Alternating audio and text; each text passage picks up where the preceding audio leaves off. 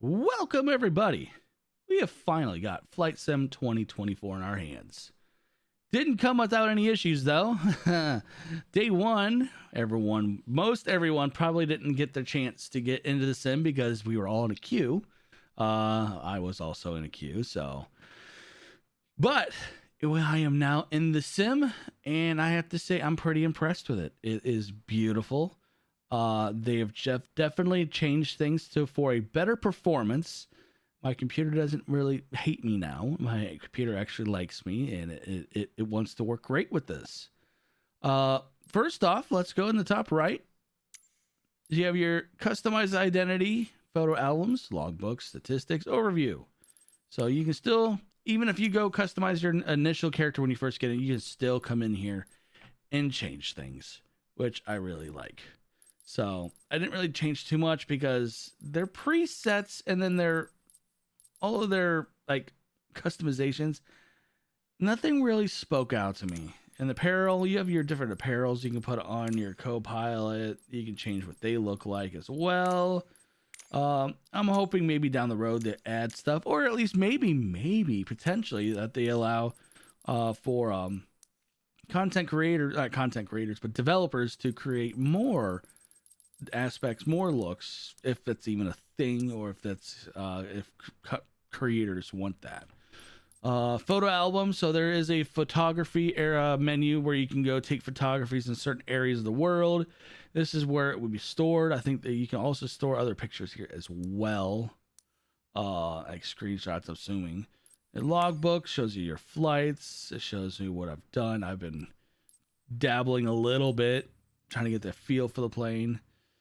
There's some settings I need to change because it reverted everything. It changed all of my settings. I shouldn't say change it because it's a new sim, but the settings I had in 2020, I have to put to that state, and some of them don't work.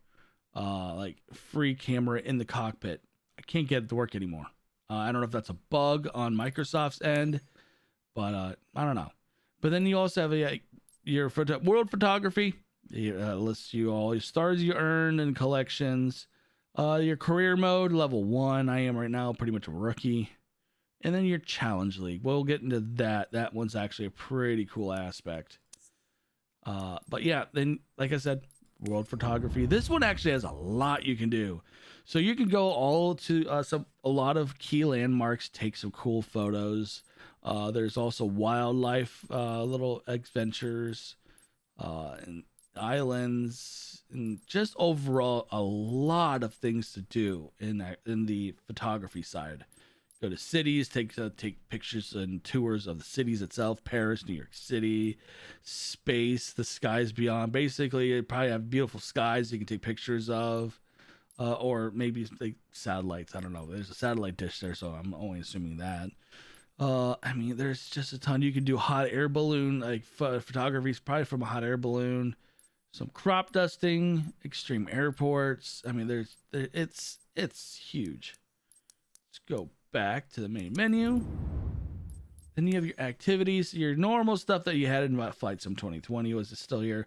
Flight training, rally racing, low altitude, landing challenges. But these are locked. These are coming soon. The Red Bull Air Race and the National Championship Air Races. And then your discovery and custom content. You have your career mode, which we'll get into that into a separate video. I'm going to go over that. It's probably going to be a little bit longer. I haven't dove into it too much yet. Challenge League is where I really like this. This is kind of like a world leaderboard where it shows you, cool, this is where you stack in the world. So you have your Grand Canyon, rally race, low altitude, and precision landing. So this was time-based. So if you click on it, it actually will give you what the world record is right now. This world record is 1 minute and 21, almost 1 minute and 22 seconds. And yeah, I haven't done it yet, obviously, but it also zooms you in. I love what they did with the screen showing you the path, 3D dimensional, the 3D dimension side of things. It's really freaking cool.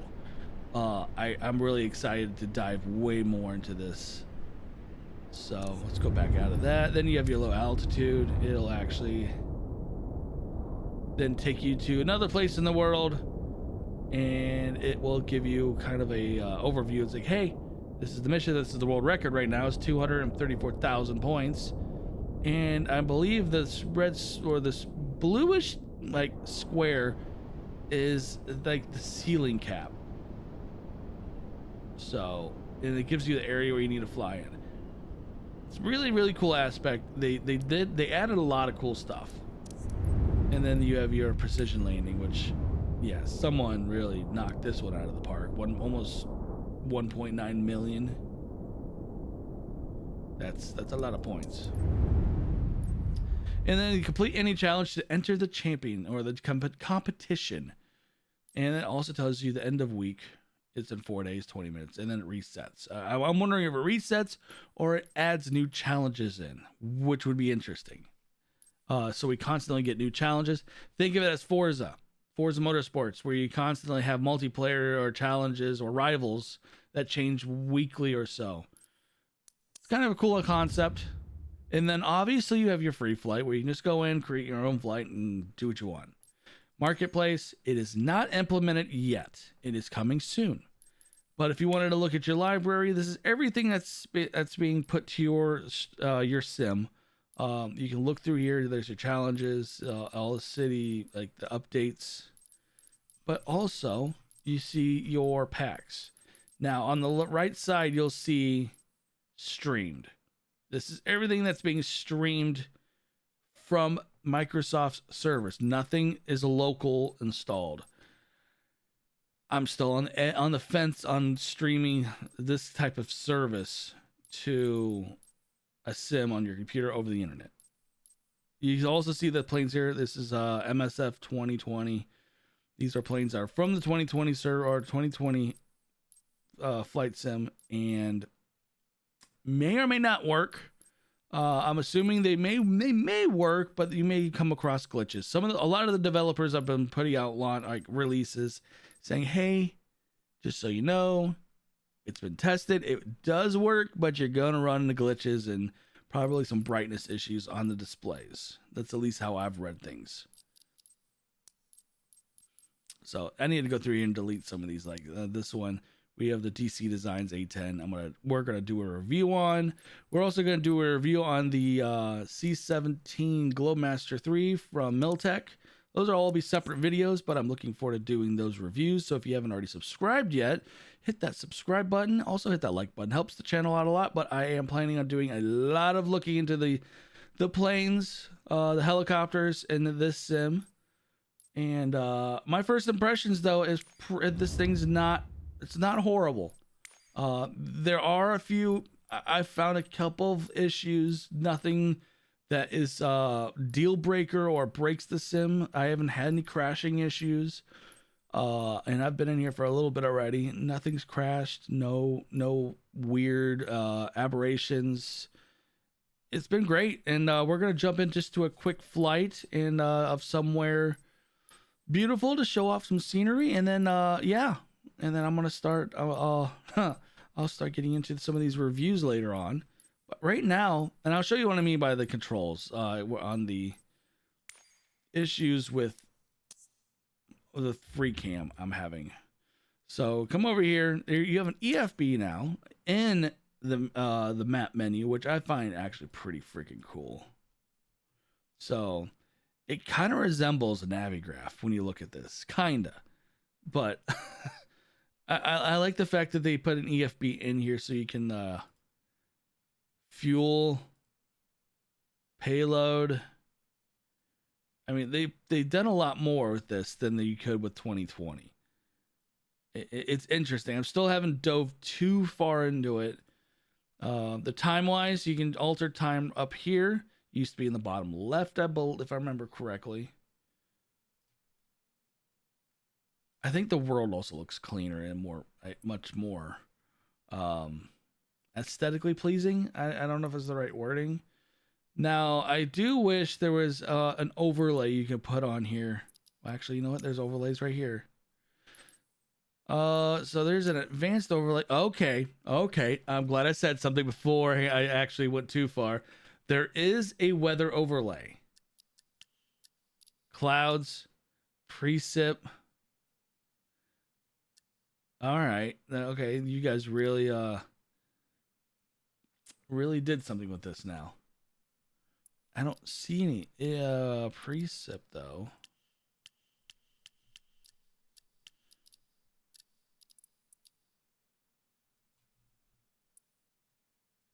When does it actually populate? Or does it take time? So you have a blend, IFR, satellite, map view, blend view, satellite view, advanced.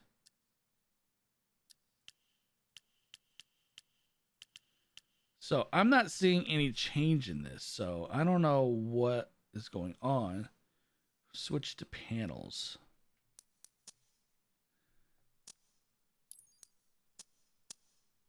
Huh. Yeah, I'm not seeing anything that's changing. You can also toggle live traffic, multiplayer traffic, friends.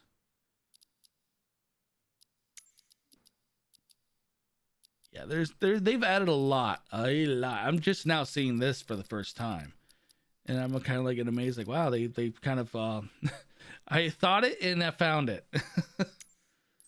But I'm not seeing precip's not populating.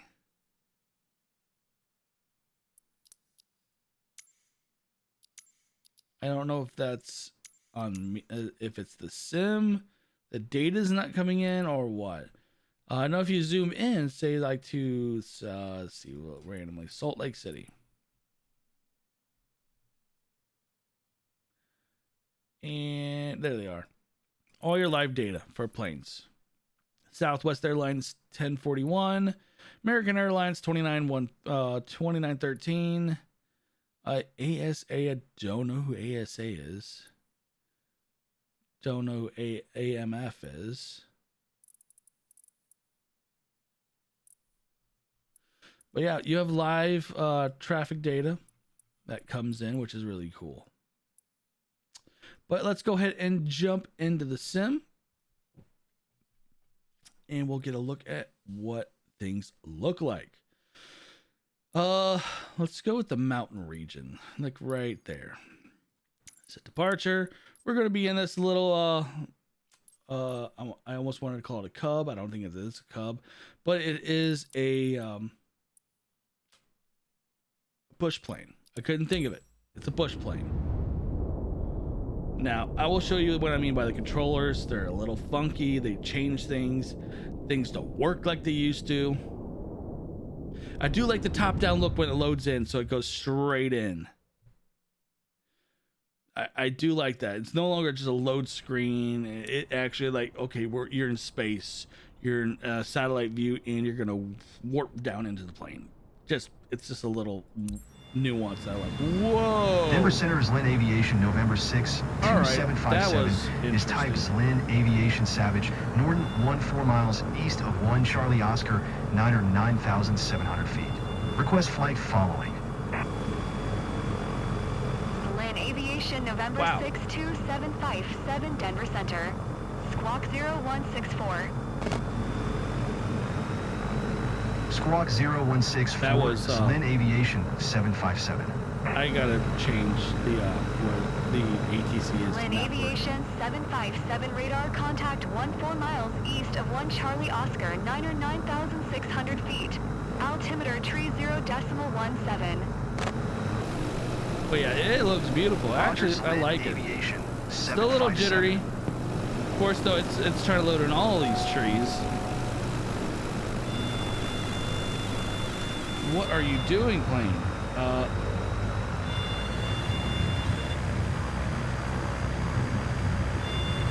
All right.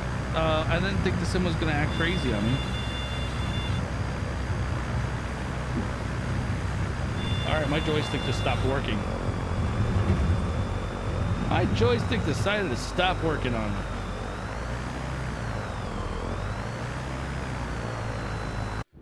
I don't know what that was all about. Let's restart that. It's just entering the sim right there just acted really flaky. Kind of a concerning moment.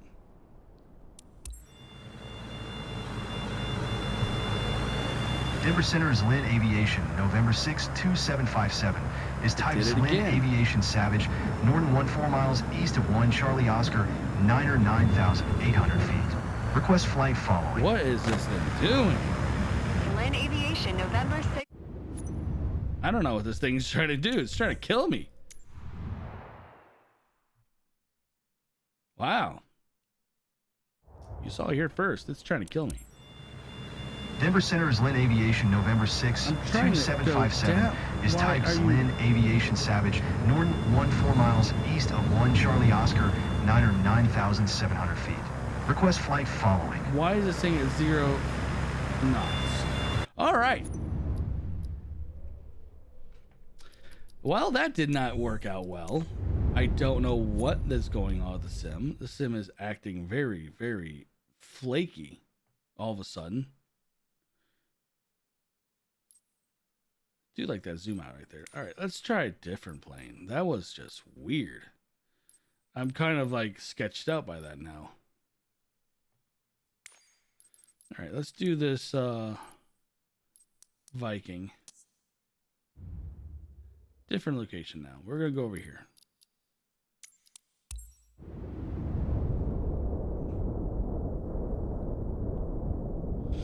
Didn't do that earlier to me. Oh, it's nighttime. It is nighttime. Denver Center de Havilland, November 11010. Is type de Havilland 6 miles southwest of Niner, Tree Charlie Oscar, 10,500 feet. Oh, there we go. Request flight following. All right, this plane's not killing me now. De Havilland, November 11010, Denver Center. Squawk 4165. All right, this plane's not killing me. Squawk 4165 yeah, right now, 010. I'm trying to pan free cam with my mouse in the cockpit, and it will not let me. 6 miles west of Niner Tree, Charlie Oscar, 9,800 It just, I'm trying to pull, even I hit the middle mouse button to lock the free look, nothing. So, and I even went into the settings and go to controls, mouse, scroll all the way down. There's a lot of settings in here, by the way. Camera, cockpit, there it is. Right click to free look around, and then there's the mouse movements. I have none of that. Now, I haven't really tried these, but these are what the settings are supposed to be. But yeah, I have to do a lot more experimenting to figure out why that's the case. I know I have to do a lot of changing to my settings on my Velocity 1 flight stick because all of my settings are completely jacked up again. I have to reassociate commands that I'm used to, which I kind of figured that was going to happen anyways. But I hope everyone enjoyed this little overview. First impressions for me is that this is a pretty good sim. I really like it. It's a little rough around the edges in some areas, but I think this one Roger will, de Havilland 010. It'll get better. I can almost promise you that. After yesterday's debacle where they were having surface issues, yeah, it'll get better. So again, we're going to do reviews on this and startup sequences for the C-17, A-10, and other planes as well. So don't forget to subscribe, like the video, and I hope you all have a great rest of your day. Later.